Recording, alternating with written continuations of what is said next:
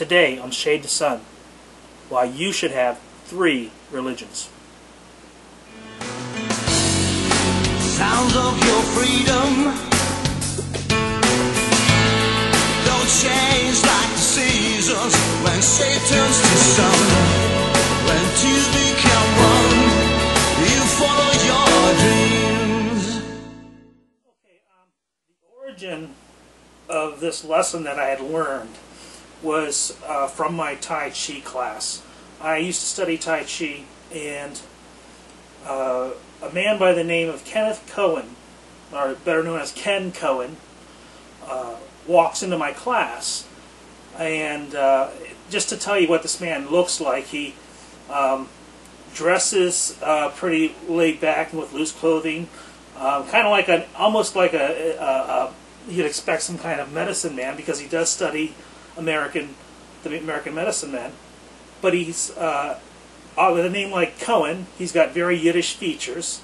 So here's a man who's kind of dressed kind of halfway like a medicine man, walking into my class with these Yiddish features, and he starts speaking Mandarin Chinese to my teacher. So it was, kind of a surreal thing just to have this man walk in, not to mention that he does have this presence about him.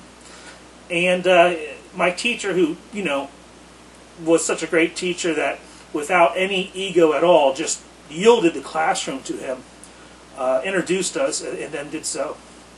He showed us the style of Tai Chi, and then he taught us some lessons about Taoism and about belief systems.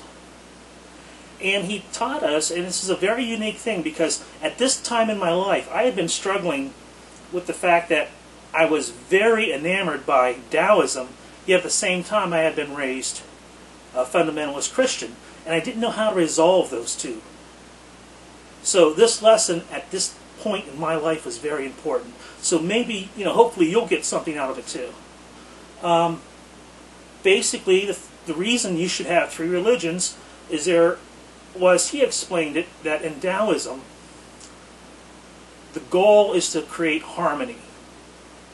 Because if you have harmony, you can have peace and peace of mind, and life that is a lot more tolerable. That's what we all want, peace of mind. And in Tao, you have components of yin and yang. That's basic Taoism. I'm not, there's lots of information on that. I don't have to explain that. But as yin and yang is up and down, back and forth, high and low, dark and light, he also explained that it is what is within and what is without. So what is on the inside and what is on the outside of you. You need to create harmony with those two things too. And how you do this is you do it as far as your religion is concerned, with understanding that there are various elements of what's inside.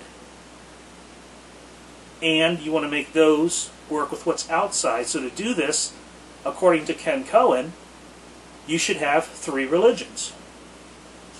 Now let's go why. I made a little triangle here, and I'm trying to make a little heavier lines. These dollar store markers, dry erase markers, well, you get what you pay for. But let's just say, as a foundation, as you're raised, this is the religion that you're given as a child. We're all usually given the religious beliefs that our parents have. And that's how we're raised. And that's how we're expected to believe. And we have no choice in that manner. I mean, we pretty much just, even if it's, it's not a terrible thing. It's just that your parents were raised a certain way. I mean, there might be some rare cases where parents decide just to let their children grow up without a religion until they come of a certain age. I've heard of people doing that. But for the most part, we're given, we just kind of assimilate into what our family believes. Now, if you're okay with that, and you grow up and you still want to continue to have those beliefs, fine, that's great, A lot of people don't even question this sort of thing. But as you become an adult, you might start to have your own independent thought. You might want to think otherwise. And this creates a problem for a lot of us. Because you were given this set of values, and now you've grown beyond them. Or you've grown to want a different set of values. But you know what?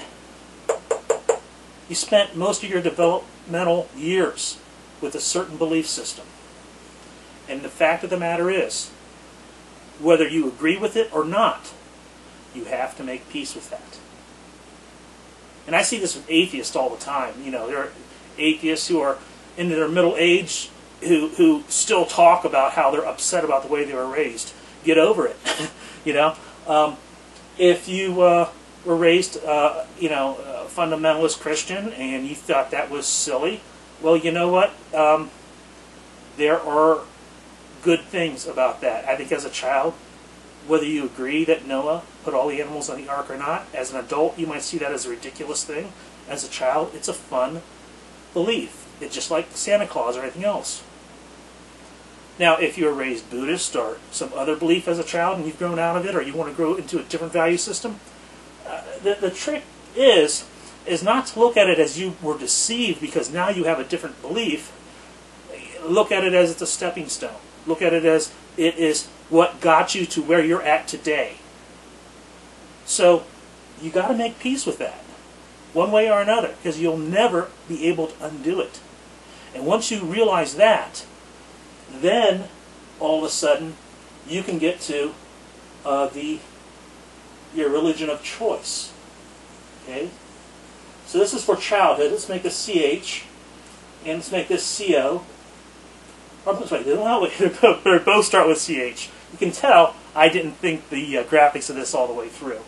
But let's just say, however you think of it, this is for your for your child as a child, and this is what you choose.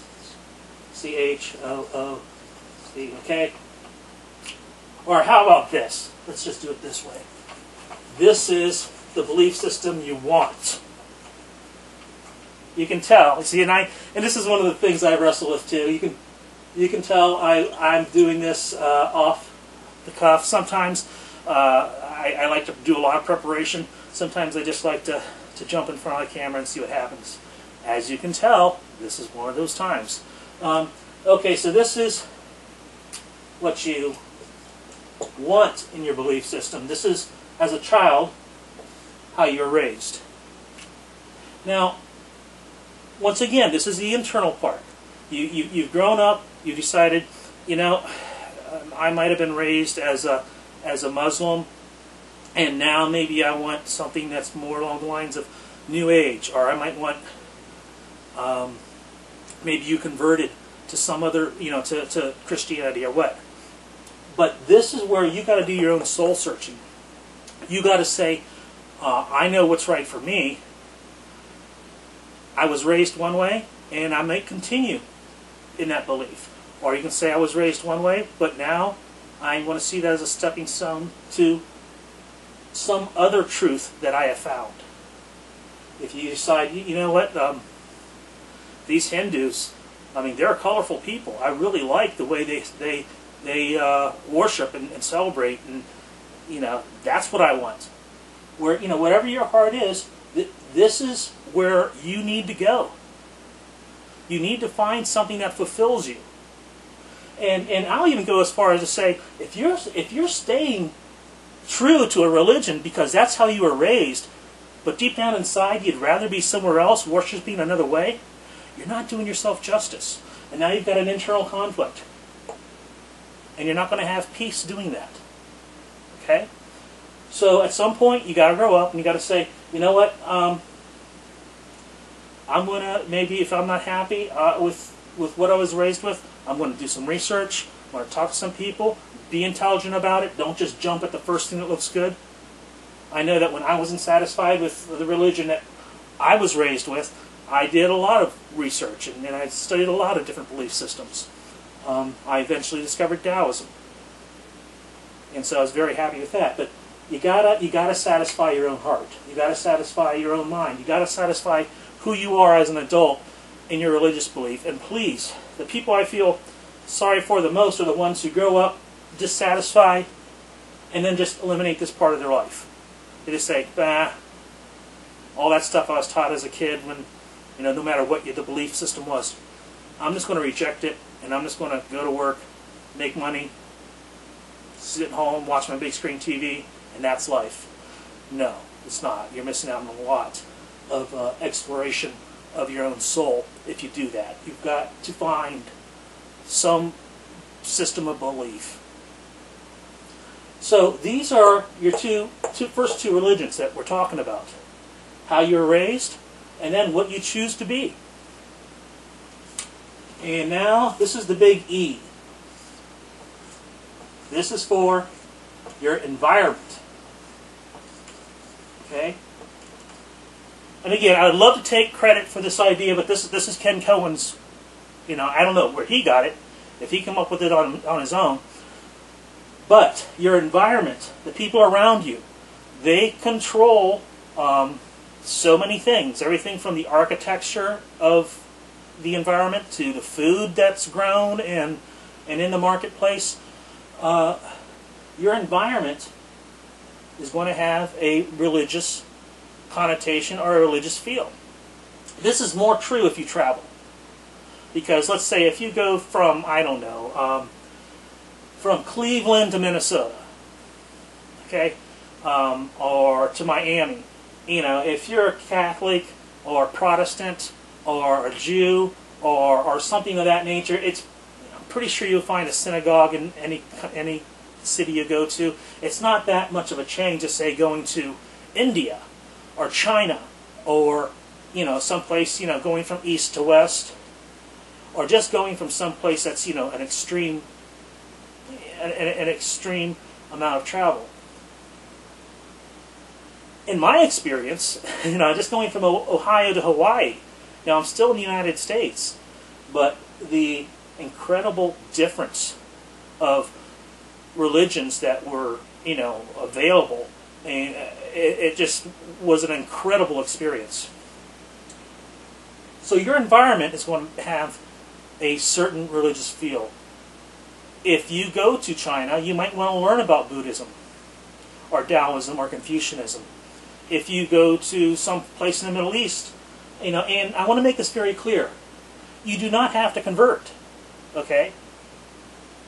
You can just simply make yourself knowledgeable of the religion of the environment, or if you wish to participate, you can do that. Here's an interesting point. In traditional China, you could go into a temple, and in one section there'd be an altar to Buddha. In another section there'd be a place for Taoists to worship.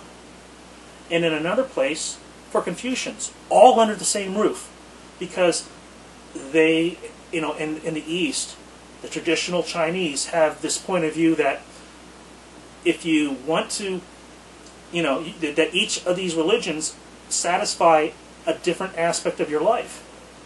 So, a person who's religious in traditional China could be Buddhist, Taoist, and Confucian.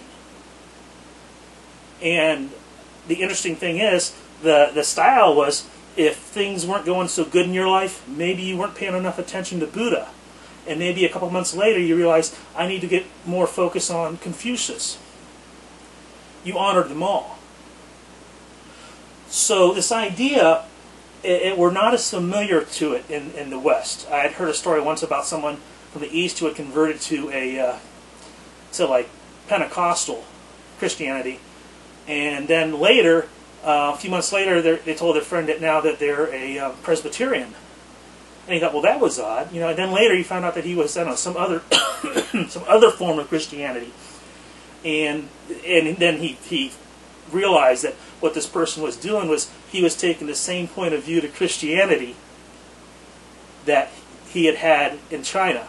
That just as you can have different ways of worshiping, he was just honoring the Christian tradition by different methods.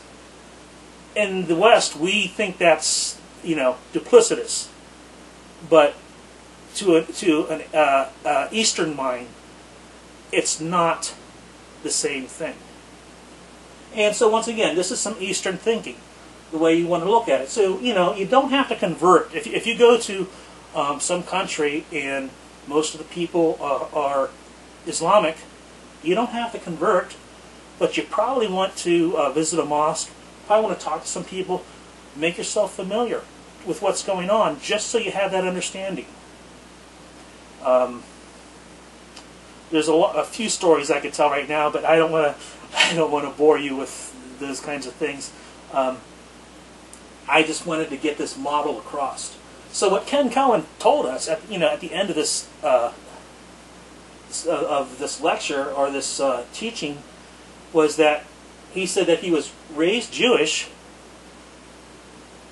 but he was Cherokee Indian by environment and Chinese by choice. Now, he didn't say Buddhist by choice or Taoist by choice or Confucian by choice. He said Chinese by choice because, once again, he didn't actually state this, but understanding these things, he didn't have to, because most of us who've studied the Eastern beliefs know that when he said I'm Chinese by choice, what he meant was that he understood Buddhism, Taoism, and Confucianism, and so he honored the traditional Chinese 3 beliefs by choice. So, in his case, you had 5, but so I look at myself, and I was raised Christian fundamentalist, but by choice, I would consider myself a classical Taoist. And by environment, sadly, because I am at odds with this, which is interesting, but I still investigate it, is New Age. So I consider myself Christian by by indoctrination, or as how I was raised. Taoist by what I choose to see the world, the worldview that I choose to have. And New Age because so much of the world has gone to that. I like this. I think that this is a really good way to have a little bit of a breakdown of departmentalizing. I get tongue-tied with big words, but to break it up into pieces so that when you want to have peace of mind, you have a certain thing that's frustrating you. You can say, well, you know what would Jesus do? And if you can't think of what Jesus would do, then you think, what would Lao Tzu do, or Chuanzi, or you just, figure out if I need to have peace, and gee, I think that there's a lot of flaky stuff I was taught as a child that maybe through a Taoist text I could find it. And then you see, well, gee, this other person's behaving really crazy, and you want to explain things to them in a way that makes sense. You say, well, you know what? They're believing in that wacky kind of New Age thing, so I better understand that. And not all New Age is wacky, but if you understand parts of it that are wacky and parts of it that aren't, and you have a friend who wants to go, join, the flying saucer cult, you might want to know a little bit about channeling, know a little bit about these cults, know whether it's just a harmless group of people who want to go up to the ridge and call the UFOs down, or whether they're going to, go in some dark room some night and drink Kool-Aid that's laced with strychnine. You're going to want to know the difference if you have friends who are into this, or if this is part of your environment. So this is where I like, and keep in mind, you can put any, this one you can't choose. This one you can choose because it's your choice by definition, and this one you choose by where you go, or where you're at, if you have a choice as to where you're at. If you don't, well, it depends on who you are and what your situation is. But for the most part, these two can be chosen. This one, you had nothing to do with, you make your peace with. So that's the reason you should have 3 religions. This was easy. I'm still working on logistics here. I'm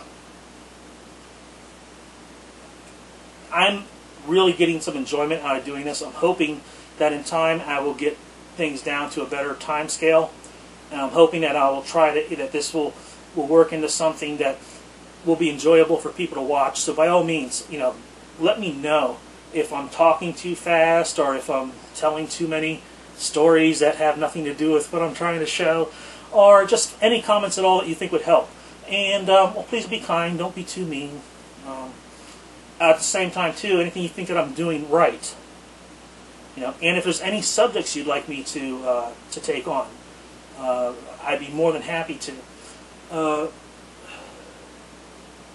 Also, the next episode is definitely going to be hairy, because I've been thinking about my interpretation of the law of attraction and coming up with a rationalist, reductionalist, scientific explanation.